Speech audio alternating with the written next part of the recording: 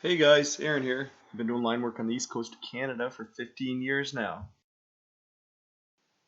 So the other day, I had an apprentice ask me about the proper height and adjustment for the shin pads on his climbing gear.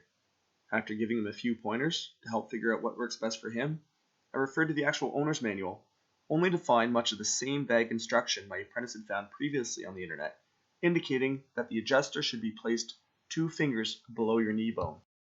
So here's the problem. What do they mean by your knee bone? Is that your kneecap? Not exactly.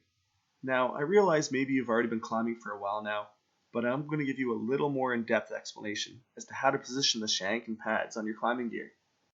First thing is to make sure that you're wearing your boots while making this adjustment. Now, I'm not going to get into how to remove the actual screws and make the adjustment on the shank.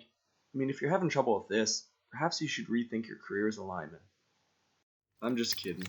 Now, without using any real fancy medical terms, if you feel around about an inch below your kneecap, you'll feel a second small bump.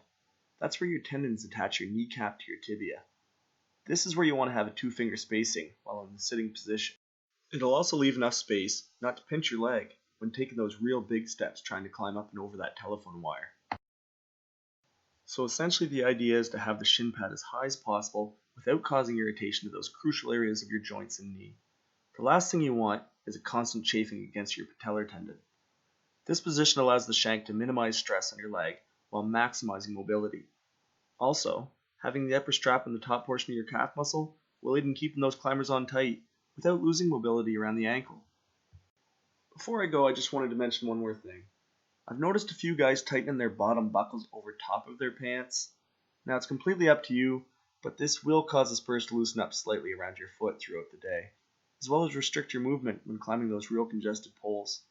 In my opinion, it's just bad practice. Another thing you have to remember is there are many makes and models of climbing gear these days. It's always important to read instructions specific to your brand, and ultimately, make sure what you're doing is both safe and works for you. If you got body parts going numb every time you climb, chances are something's not right. Well, that's it for today. Don't forget to subscribe. I got a video coming up showing you this real neat hammer with some hidden functions.